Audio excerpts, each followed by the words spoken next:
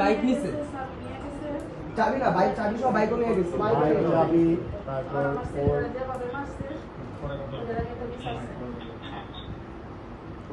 বাইকের চাবিও নিয়ে গেছে ডাকাতি করছে এটিএম কার্ডও নিয়ে গেছে সব নিয়ে গেছে সব কিছু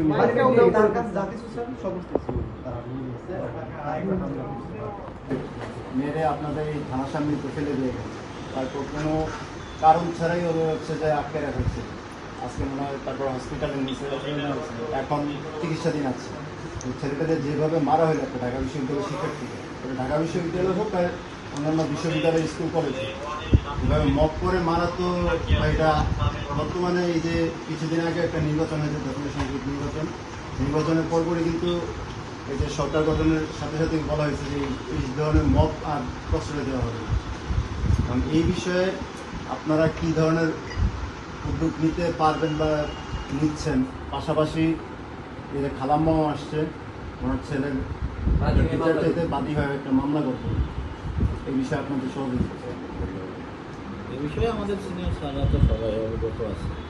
এই বিষয়ে মামলা বা যাই কিছু স্যারদের সাথে কথা বলি সমাধান হবে। একটা প্রকাশ্য মব হয়ে গেল মব না তো ভাই নির্দিষ্ট ক্রাইম হয়েছে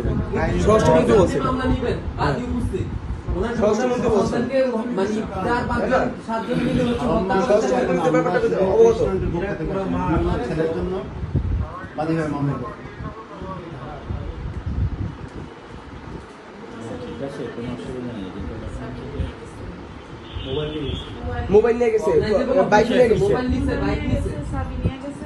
চাবি না বাইক চাবি সহ বাইকও নিয়ে গেছে ওই জায়গা থেকে ছিল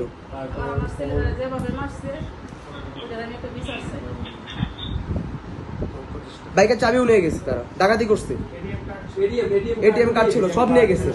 মানি ব্যাগ নিয়ে গেছে তার কাছে যা কিছু ছিল সমস্ত কিছু তারা নিয়ে গেছে এখানে আপনাদের থেকে কোনো দৃশ্যমান কোনো পদক্ষেপ আমরা দেখতে পাইনি এই জন্য আমরা খালাকে সরিয়ে আসছি না মামলা করার জন্য আপনার মামলাটা নেন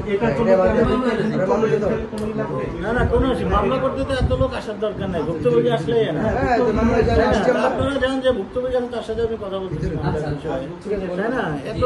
লোক তো আমার দরকার নাই মামলা করতে হলে তো ভুক্তভোগী আসলে যে অভিযোগকারী সে অভিযোগ দিলেই মামলা হয় খালাম্মা আসছে সুতরাং এত লোক তো আমরা চাইনি যে খালাম্মা একলা এই অবস্থায় এমনিতেই উনি মানসিকভাবে ভেঙে বসতে আমরা খালার সাথে আছি খালাম্মার সাথে আছি আপনি মামলার প্রসেসিংটা একটু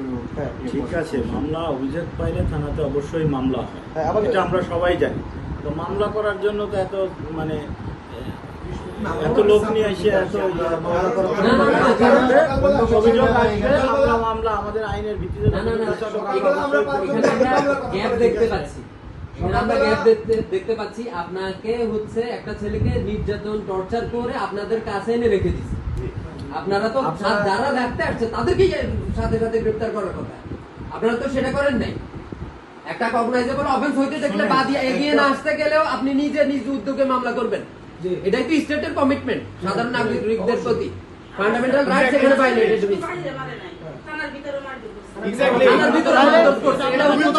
হুইলচেয়ারে রেখে তাকে মার দেওয়া হয়েছে আপনাদের সামনে কাস্টডিতে রাখছে মানে যারা অপরাধী তাদের বিরুদ্ধে আপনার অ্যাকশন না নিয়ে হচ্ছে যে ভিকটিম তাকে হচ্ছে আপনার কাস্টডিতে রাখছে আচ্ছা আপনারা তো অনেকেই আসলে মানে সব কিছু জানেন না আমি অনেকবার ওনাকে কথা বলছি ওনাকে ডাকছি কিন্তু উনি তো আসেনি জিজ্ঞেস করেন ওনাকে আগে জিজ্ঞেস করেন উনি তো আসছে না ইফতার করে তো উনি বলছেন আসছে আগে তো বলছি ইফতার করে আসবে না আসছে ইফতার আগে কেমনে আসবে ওনার ছেলের চিকিৎসা ওনার ছেলের যে বর্তমান যে অবস্থা এই অবস্থায় তো চিকিৎসাটা ওনার কাছে আগে প্রধান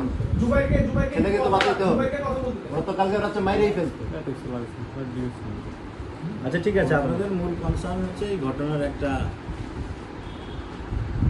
আইনগত ভিত্তি দরকার এই জি জি জি ঠিক আছে অপরাধীরা চিহ্নিত এবং এরা এখনো এই ক্যাম্পাস এরিয়াতেই আছে আপনারা দ্রুতই ডাইরেক্ট অ্যাকশন ওকে অপরাধীরা চিহ্নিত ওদের নামে আপনারা মামলা নেবেন সিসি ক্যামেরা ফুটেজ সব কিছু আছে এবং অ্যাকশন নেবেন মারতেছে আপনাদের থানায় মারা হচ্ছে এখন ক্যাম্পাসে ওরা ঘুরে বেড়াইতেছে ইভেন থানার মতো জায়গাতেও হচ্ছে অপরাধ করে গেছে অপরাধীরা মারধর করে গেছে